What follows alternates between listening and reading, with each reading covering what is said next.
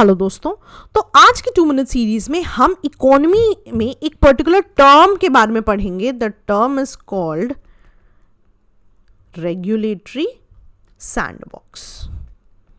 ठीक है, तो रेगुलेटरी सैंडबॉक्स क्या होता है, what is actually a sandbox, सारा कुछ हम डिस्कस करेंगे सो दैट अगर आपको फैक्चुअल क्वेश्चन आ जाए वो भी आप आंसर कर सकें और अगर आपको एनालिटिकल क्वेश्चन भी आ जाए वो भी आप आंसर कर सकें।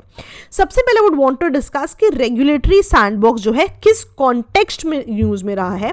तो एक आरबीआई के कॉन्टेक्स्ट में था कि आरबीआई ने रेगुलेटरी सैंडबॉक्स के लिए फाइनल फ्रेमवर्क दे दिया, प्लस सेबी से एसोसिएटेड भी था बिकॉज सेबी ने रिसेंटली एक डिस्कशन पेपर जो है वो लॉन्च किया है कि रेगुलेटरी सैंडबॉक्स का फ्रेमवर्क क्या हो गया, किस तरह की टेस्टिंग ये करेंगे।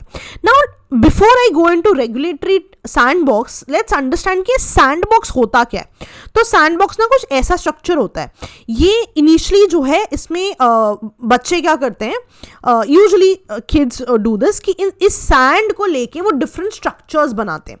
तो एजेंडा क्या होता है कि इनिशियली जो है इस सैंडबॉक्स से बच्चे कुछ कोशिशें करते रहे बनाने की और ultimately they could come up with a proper sand का स्ट्रक्चर। तो आप देख रहे हो क्या रहा है कि इनिशियल स्ट्रक्चर में भी हैपेंस, इनिशियली आपको पता नहीं है कि what is going to happen, but जैसे जैसे बच्चे इसमें मेहनत करते जाएंगे इवेंचुअली एक प्रॉपर स्ट्रक्चर हो जाएगा। तो this is what sandbox is all about कि eventually there will be a proper structure. ठीक है, तो ये पूरी चीज आपकी सैंडबॉक्स कहलाती है। तो ये जो रेगुलेटरी सैंडबॉक्स का जो फीचर है ये स्पेसिफिकली फाइनेंशियल टेक कंपनीज, जिन्हें कि ना फिनटेक कंपनीज कहते हैं।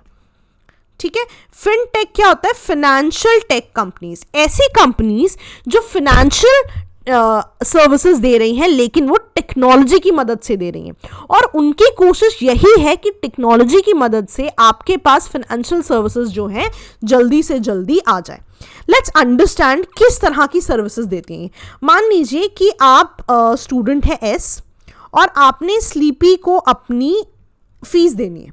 ठीक है, पर अब मान लीजिए कि आपका अकाउंट था एक्स बैंक में लेकिन स्लीपी का अकाउंट है वाई बैंक में।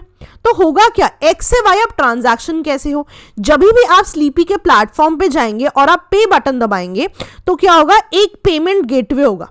ये पेमेंट गेटवे क्या होता है, ये एक फिनटेक कंपनी है, एक फाइनेंशियल कंपनी जो with the help of technology आपको मदद कर रही है। कैसी मदद कर रही है, अब जो है अगर आप किसी भी गेटवे पे जाओगे, बहुत सारे गेटवेज होते हैं, मान लो रेजर पे गेटवे होता है, ठीक है, एक पेपाल होता है। तो ये सारी जो है ये कंपनीज है, फिनटेक कंपनीज। ठीक है, अब होगा क्या, आपने स्लीपी पे का बटन दबाया, अब स्लीपी को आप जो पैसे दे रहे हो that will go to this fintech company, right, जिनका अपना जो भी मैकेनिज्म हो दैट्स अ सेपरेट इशू, किसी भी बैंक के साथ उनका जैसा भी मैकेनिज्म हो। Now what will happen is because of this fintech company, because of this financial firm जो आपको टेक्नोलॉजिकल बेनिफिट दे रही है, इवन दो हमारा अकाउंट एक्स बैंक में नहीं था बट स्टिल अब ये क्या होगा, पैसा इनके पास किसी ना किसी फॉर्म में रहेगा and eventually that money will be transferred into sleepy का अकाउंट। तो आप देख रहे हो इवन इफ हमारे बैंक्स हमारे अकाउंट्स दो अलग बैंक्स में थे बट बिकॉज बीच में एक फाइनेंशियल कंपनी ने आके हमें हेल्प किया, राइट, अपनी टेक्नोलॉजी से हमें सर्विसेज दी, आपने जो है पैसा एक बैंक से दूसरे बैंक में डाल दिया। ये एक सिंपल सा एग्जांपल है और बहुत सी तरह की सर्विसेज हो सकती हैं। ठीक है, बहुत सारी फिनटेक कंपनीज हैं, आपको सभी के नाम याद रखने की जरूरत नहीं, बस आप बेसिक मैकेनिज्म समझिए कि जितनी भी कंपनीज हैं ये आपको डिफरेंट तरीके की फाइनेंशियल सर्विसेज दे रही हैं सो दैट जो फाइनेंशियल ट्रांजैक्शंस हैं बिटवीन टू एंटिटीज वो क्या हो जाए, इजी हो जाए। अब आरबीआई ने इसी के लिए एक रेगुलेटरी सैंडबॉक्स बनाया। आरबीआई क्या चाहता है कि ये जो फाइनेंशियल फर्म्स हैं ये और भी ज्यादा मैकेनिज्म्स लेके आए। सिमिलरली जो ये टेक कंपनीज हैं ये भी और मैकेनिज्म्स पे काम करना चाहती हैं। तो अल्टीमेटली क्या होगा कि एक रेगुलेटरी सैंडबॉक्स एक मैकेनिज्म को कहा जा रहा है, एक फ्रेमवर्क को कहा जा रहा है जहां पे ये टेक कंपनीज अपने और ज्यादा सर्विसेज लेके आएंगी। ठीक है, लेकिन before they talk about these services, in services को टेस्ट करना भी जरूरी है ना। तो अब वो क्या करेंगी, कुछ सेट ऑफ लोगों पे उन चीज़ों को टेस्ट करेंगे। फॉर एग्जाम्पल, कभी कभी क्या होता है, व्हाट्सएप आप यूज़ करते हो, कभी कभी आपको अपडेट पहले आ जाती है दैन एनीबडी एल्स, तो हो क्या रहा है, कुछ टेस्टिंग की जाती है कुछ लोगों पे, कुछ डिवाइसेस पे। सिमिलरली लेट्स से कि एप्पल को एक नया फ़ोन लॉन्च करना है, so they actually give it to their employees first, ठीक है, तो आप टेस्ट कीजिए और आप इश्यूज बताइए। तो रेगुलेटरी सैंडबॉक्स में यही होगा, ये एक मैकेनिज्म का नाम है जहां पे फाइनेंशियल कंपनीज जो हैं कुछ पर्टिकुलर लोगों पे अपने जो भी सर्विसेज हैं उनको यूज करेंगी, ठीक है, नई सर्विसेज सजेस्ट करेंगी और देखेंगे कि वो सर्विसेज से क्या लोगों को फायदा हो रहा है। अगर फायदा होगा तो इवेंचुअली उन सर्विसेज को आम आदमी के लिए रोल आउट किया जाएगा। ठीक है जी, आई होप आपको कॉन्सेप्ट समझ में आ गया। अब देखते हैं रेगुलेटरी सैंडबॉक्स में क्या हो रहा है। यहाँ पे क्या हो रहा है, एक फ्रेमवर्क है जहाँ पे जो रेगुलेटर है वो अलाउ करता है फिनटेक स्टार्टअप्स को कि आप लाइव एक्सपेरिमेंट्स कीजिए, कि आप जो भी अपनी नई सर्विसेज देना चाहते हैं उनको एक कंट्रोल एनवायरनमेंट में जो है आप करिए। कंट्रोल एनवायरनमेंट का मतलब क्या है कि आपने सिलेक्ट कर लिया कि 10 लोगों में I am going to see how it is going to work, right. तो फिनटेक कंपनीज क्या होती हैं, जो मैं आपको बता रही थी कि ऐसी कंपनीज जो कि फाइनेंशियल सर्विसेज देती हैं टेक की मदद से, है ना, और इंप्रूव कर रही हैं डिलीवरी को, ऑटोमेट कर रही हैं डिलीवरी को। तो अल्टीमेटली क्या होगा, ये अपने न्यू प्रोडक्ट्स को टेस्ट करेंगी इन अ कंट्रोल्ड एनवायरनमेंट, ठीक है। एजेंडा क्या है, why in control environment, because before एक मास लॉन्च हो सबके लिए तो आपको पता होना चाहिए कितना टाइम लगता है, कितना कॉस्ट लगता है, कैसे प्रोडक्ट्स हैं, कैसे सॉल्यूशंस हैं। अब इस रेगुलेटरी फ्रेमवर्क का एडवांटेज क्या है कि मान लीजिए फाइनेंशियल सर्विस प्रोवाइडर्स हैं, वो अपने इश्यूज लेके आ सकते हैं, कस्टमर्स जो हैं उनको हम यूज कर सकते हैं उनकी सर्विसेज को, कि हम देखें कि वो इन सर्विसेज को कैसे यूज करें, उनको बेनिफिट कैसा है ना। जब आप कस्टमर्स पे करोगे तो आपको एविडेंसेस मिलेंगे, what are the issues that can come. And apart from that innovators, है ना, जो कि इन सर्विसेज को और बेटर करना चाहते हैं, जो फाइनेंशियल सर्विस प्रोवाइडर्स के पार्टनर्स होते हैं, जो इनोवेशंस लेके आते हैं, वो भी बहुत ज्यादा बेनिफिट करेंगे।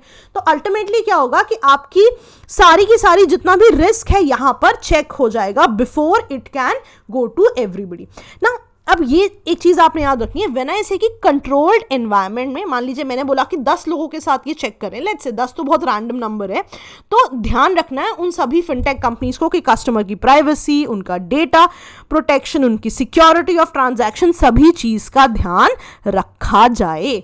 और याद है मैंने सबसे ऊपर आपको बताया था कि आरबीआई भी एक फ्रेमवर्क के साथ आया था। तो आरबीआई ने क्या बोला, कुछ कंडीशंस बता दी कि भाई अगर आप ऐसे सैंडबॉक्स में, एक रेगुलेटरी सैंडबॉक्स के अंतर्गत काम करोगे तो आपको किन चीजों का ध्यान रखना है, आप कैसे काम करोगे, है ना, या लेट्स से कि आप कैसे एलिजिबल हो जाओगे। तो आरबीआई वो कह रही है कि ऐसी कंपनीज जिनकी की मिनिमम नेटवर्थ 25 लाख है, राइट, वो इससे एसोसिएट हो सकती हैं।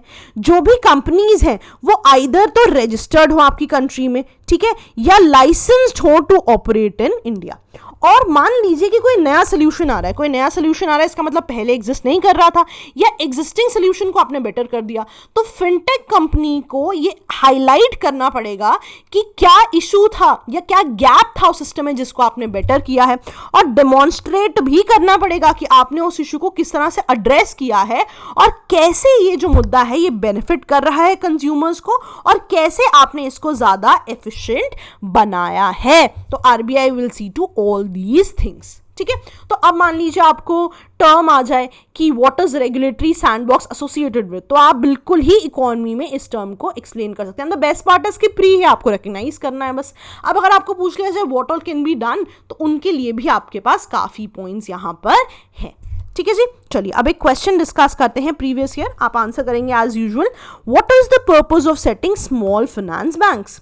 स्मॉल फाइनेंस बैंक किस किस चीज के लिए सेट होते हैं, कि स्मॉल बिजनेस यूनिट्स को क्रेडिट सप्लाई किया जाए, स्मॉल एंड मार्जिनल फार्मर्स को क्रेडिट सप्लाई किया जाए, और एनकरेज किया जाए यंग एंटरप्रेन्योर्स को कि वो रूरल एरियाज में सेटअप करें अपना बिजनेस। तो इनमें से आप जो है करेक्ट आंसर को चूज करें। Keep on checking yourself every day, हर रोज मेरी यही कोशिश है कि 2 मिनट सीरीज के द्वारा आप अपने आप को चेक करें कि कितना आप प्रीवियस ईयर क्वेश्चंस को अटेम्प्ट कर पा रहे हैं, ठीक है जी। चलिए that was all from my and. Okay दोस्तों, बाय बाय।